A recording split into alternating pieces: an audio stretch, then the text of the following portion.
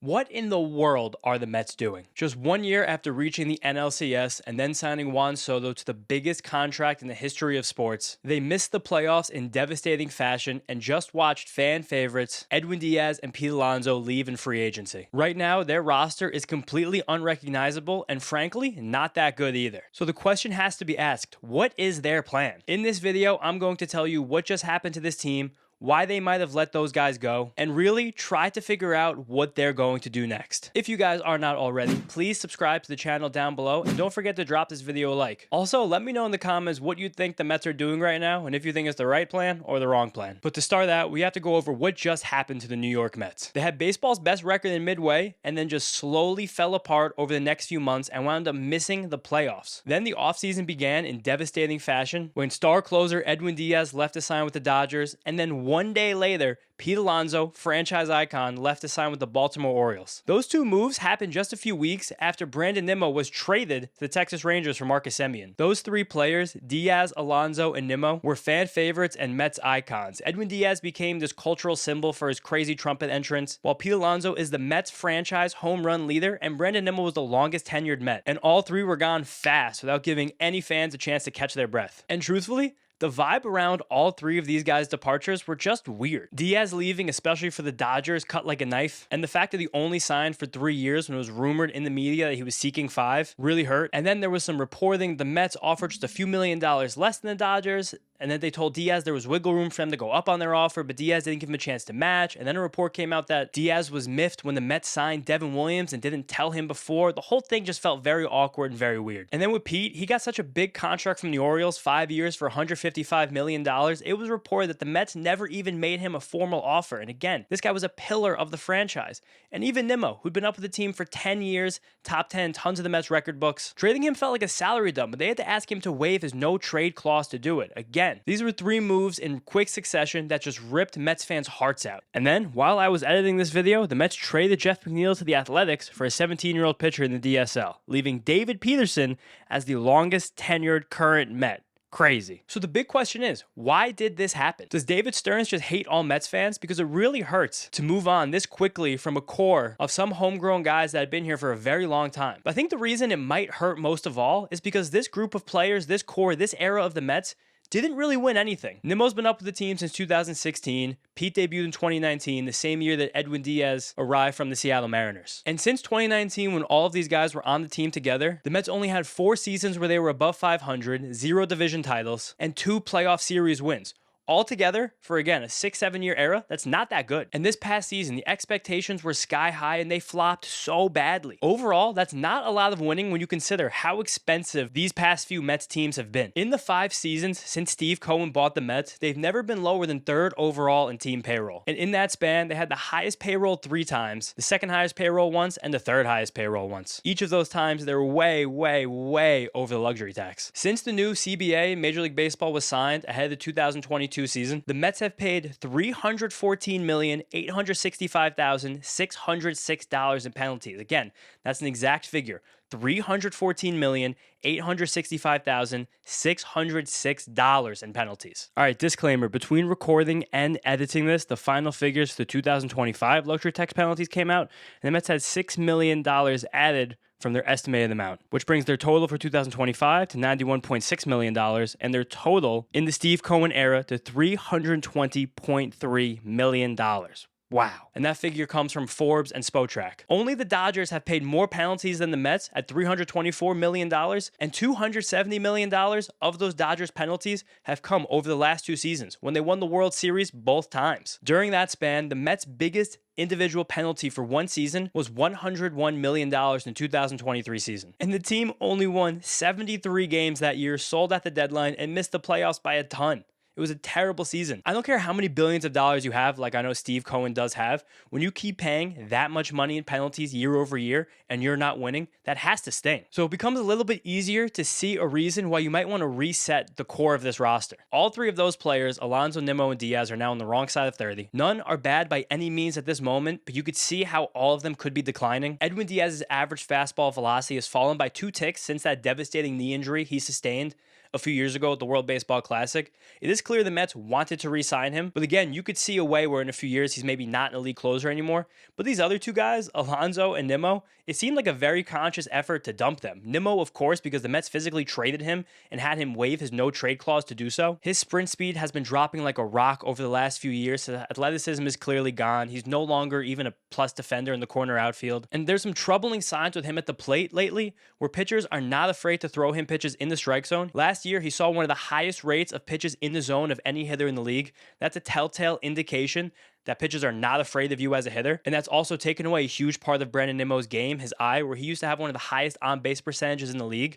By pitchers challenging him in the zone, he no longer draws tons of walks. And again, they're not scared that he's going to do damage against them. With 5 years and $100 million left on his contract, I could understand how that looked a little bit daunting. And then with Pete, he's coming off an elite season where he really rebounded off of 2022 and 2023 years, where it looked like he was already beginning to decline. While his production was much better this past season, his in-zone swing and miss rate jumped to a career worst 18.4%. That's a telltale sign that aging is beginning to take place when you're no longer as able to make contact on pitches in the zone. You're getting beat there. And that, along with some really, really bad defense at first base, was enough for the Mets and every other team in the league besides the Orioles not to want to offer him the 5-year contract he eventually got and signed. So in a vacuum, yeah, I can see reasons for any of these guys not being brought back. When it happens to all of them at once, again, it really hurts. But the Mets kind of made this mistake after the 2022 season when, again, they got out to a really hot start, had a really cold second half, blew the division to the Braves, lost in the wild card round to the Padres, and then rewarded this whole core, Edwin, Nimmo, Jeff McNeil, with big extensions. And again, like I said before, had a terrible 2023 season. Sometimes teams just need a clean slate. I don't know if that's the right call with this exact team yet, but I can understand the logic and the process behind that thinking. So now this begs the all-important question. What are the Mets going to do next? President of Baseball Operations David Stearns is going to build this team the way he wants to build it. No one exactly knows what that means yet, though. He's been plugging up the roster kind of on the fringes. Devin Williams is the new closer on a below-market value deal. Luke Weaver is going to be a setup man. Marcus Semien again came in the Brandon Nimmo trade to play second base. And out of nowhere, Jorge Polanco is going to play first base, I guess, after only playing one inning there his entire professional career. I don't know. It really feels not that good right now when you look at this roster from top to bottom. But there's a lot of time left in this offseason and tons of places where this team can turn to build up this roster. With that, there could definitely be some rationale here of wanting to remain flexible and opportunistic through the later stages of free agency. Just over the last few years, we've seen guys like Matt Chapman, Alex Bregman, Blake Snell, Pete Alonso last year, Nick Pivetta, Cody Bellinger sign cheaper than market value contracts towards the end of free agency when things got desperate. I can definitely see the Mets trying to wait things out for guys like Framber Valdez, Kyle Tucker, Cody Bellinger again to see if they can get them at their prices as the winter months wane here. Because right now, the way free agency has begun and after letting Pete Alonso walk for 5 years, it seems like the Mets are definitely a little bit cautious to give out long-term deals. And with that idea, I keep coming back to the fact that during Steve Cohen's introductory press conference way back in 2021 when he officially bought the team, a reporter asked him if he had an idea for a franchise he wanted to model this next iteration of the Mets on, and he said the Dodgers. And that's kind of gained a lot of publicity over the years with the Mets wanting to allegedly be the East Coast Dodgers. I like what the Dodgers are doing. Okay, I mean, they have a really strong farm system. They take advantage of opportunities in the marketplace for free agents and trades. I think they run a pretty good business operation too. So, I think that's one team that, easily, seems to make the mark in the type of places that I want to do the same. Which again, Steve only said when he was prompted that by a reporter. And this idea has really stuck in the Mets fan base's head over the last few years and is now a big reason they've been clowned over kind of letting this core walk away. People saying things like, oh, you want to be the East Coast Dodgers, but you let the Dodgers sign your closer. Or, wow, you want to be the East Coast Dodgers, but you let the franchise icon and one of the best players you've ever had leave in free agency. But it's easy to forget how deep the Dodgers are into building this complete juggernaut that they now have. The Guggenheim Group bought the team on May 1st, 2012, and they haven't missed the playoffs since that season. And Andrew Friedman, the architect of the entire Dodgers dynasty, was hired away from the Rays after the 2014 season. So that's 13 full seasons for the Dodgers with their new ownership and 11 with their preferred president of baseball operations in place. Compare that to the Mets, and they've had 5 seasons under their belt with the new ownership and only 2 full seasons of David Stearns. And the Dodgers have definitely had a few very different iterations of their team building and franchise since all of those big things happened for them. Like, it's really fun to look back and remember those early versions of the Dodgers when they had a bunch of money and they were making crazy trades for Adrian Gonzalez, Carl Crawford, Hanley Ramirez, signed Zach Greinke to a really big short-term contract.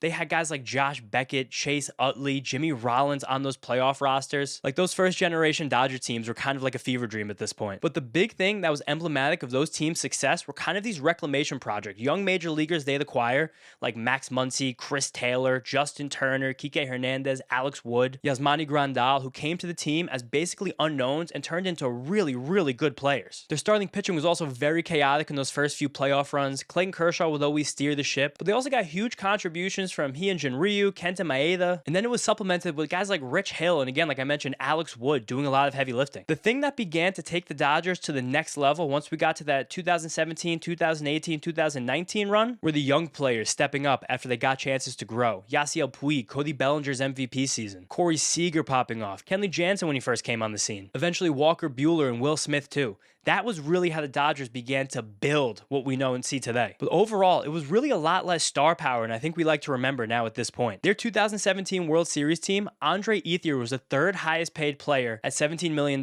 per year. The 2018 World Series team had Kershaw and Matt Kemp, old Matt Kemp, as the only guys on the roster making more than $20 million a year. In 2019, Clayton Kershaw was the only player in the team making more than $18 million per year. The Dodgers had very clean books and were getting huge contributions from, again, young players and these reclamation projects. Then, after that 2019 season, there was a seismic shift in how they built their squad. That was when the Mookie Betts trade happened. Then you ushered in the era with Mookie and Freddie as the leaders of this team. And while they were starting to build their roster around stars, they let a lot of key contributors from these other playoff runs just kind of walk away in free agency. The 2023 offseason here was the big one to remember, when they let Trey Turner go sign a mega contract with the Phillies after he was meant to be the Corey Seager replacement who left to sign a mega contract with the Texas Rangers the year before. That homegrown player, Corey Seager, went on to win a World Series MVP in the 2023 season. The Dodgers also non-tendered Cody Bellinger, Kenley Jansen was already gone, Justin Turner left for good. And this seismic offseason came after a year where they lost in the NLDS to their bitter rival Padres. They basically had a punt offseason after probably the worst outcome their fans could ever imagine. And it's really crazy to look back on how chaotic the Dodgers 2023 roster was. Let's take a journey over to their baseball reference from that page just to kind of remember how nuts it was. Like, look at who was leading this team in plate appearances. Of course, you had Freddie, Mookie, Max Muncy, the pillars. James Outman, almost 600 plate appearances. JD Martinez, who they signed for $10 million, their DH, 500 plate appearances. Miguel Rojas, David Peralta, Jason Hayward. Look at this. Look at these guys. Austin Barnes. These were not superstars taking these at-bats for the Dodgers. This was 2 stars at the top, a couple good players, and then literal nonsense. Some guys who don't even have starting jobs in baseball anymore. And even crazier, look at their pitching. Look who's leading this team in innings. Kershaw led them with 131 innings. Bobby Miller was second on the Dodgers in innings. He can't even get close to the major leagues at this point. Tony Gonsolin, Michael Grove. Look at this chaos here. 4 players in the whole team with over 100 innings pitched. This was a chaos season for the Dodgers after a punted offseason, and it ended with them getting swept out of the first round of the playoffs by the Diamondbacks, a year after they lost in the first round of the playoffs to the Padres. But all that was really meant to set up to do was give him the green light to just go crazy the season after that. They signed Shohei Ohtani and Yoshinobu Yamamoto to a combined $1 billion. They got Teoscar Hernandez, Tyler Glasnow, won the World Series. Then the year after that, Blake Snell, and every single luxury piece they could possibly find. And now they have 2 rings in their pockets, and they're about to get a 3rd. It took a long time for the Dodgers to become the super team we know today, and I think I want to tie that back to the Mets a little bit. It's not a one-to-one comparison, of course, and this has been a really, really tough stretch, letting these players we know and love leave for other teams. But honestly, if we really think about this critically, those are the contracts that guys like Billy Epler or the Wilpons would have signed if they were still running the show here. Not really looking towards the future in any way, wanting to keep the fan base happy and wanting to kind of keep the status quo, even though the status quo probably wasn't good enough. In letting those guys go, which again, the team is unmistakably worse right now at this exact second in late December, but the only players with non-rookie deals who are signed past 2028 are Francisco Lindor and Juan Soto, which is kind of crazy, but those guys are the 2 best players in this team by far, probably still 2 of the 10 best position players in all of Major League Baseball, and they're the only really true long-term commitments on the books for this team, which is exactly what the Dodgers did to prep for becoming the Super Dodgers, clearing out their books and getting ready to just sign superstars. It was Mookie and Freddie, and then boom, they went crazy and then did everything they had when they knew their foundation was ready. Maybe this is the prep for the Mets signing Tarek Skubal next offseason. Maybe this is them ready to consolidate, make a huge trade. I don't know. Again, this is not a one-to-one comparison, but these books are very clean right now, and this team is incredibly flexible. With that flexibility, this roster has so much room on it for young, exciting players to grow into bigger roles. Brett Baty and Francisco Alvarez both had big breakout seasons last year. I expect them to have good seasons again coming up. And this next generation of Mets prospects look genuinely special. Nolan McLean showed up late last season, looks like a potential ace. Jonah Tong has all the potential in the world, but just needs to kind of iron things out a little bit. Carson Bench was their first-round pick in 2024, has already ascended to being a top 10 prospect, and is probably going to have a chance to start with this team from opening day. Jet Williams and Brandon Sproat look like solid MLB guys as well. The organization has huge risers like AJ Ewing, Jacob Reimer, and Ryan Clifford ready to contribute probably by next year, and they have so many more pieces down the board. Based on quality and quantity, the Mets farm system right now might be the best, if not one of the 3 best in all of baseball. That's a huge deal, considering how poor this farm system was only a few years ago. So now having all of these prospects and having all of this money gives you the chance to go in any direction you want as a team, especially when you know you have the foundation, again, of 2 of the best players in baseball that kind of hold everything up on their shoulders. It lets you do whatever you want. And realistically, that's how the Dodgers eventually became the Dodgers. I really don't know what the future holds for these Mets, but it's kind of exciting how many avenues they could go down. There's so much genuine opportunity to build something amazing. And between Soto, Lindor, McClain, the rest of these guys, I'm excited to see what happens next. It might not seem it right now, but there's plenty of reasons to be confident in where this organization is going to go next. Thank you guys so much for watching this video. Again, trying a lot of new things on this channel this offseason. I even had so much fun researching all that Dodger stuff. I have so many more notes on them. I might turn that into its own special video at some point the rest of this offseason, how the Dodgers became the Dodgers. But thank you guys all so much. Don't forget to subscribe to the channel if you have not done so already. Thank you so much, and I'll see you next time.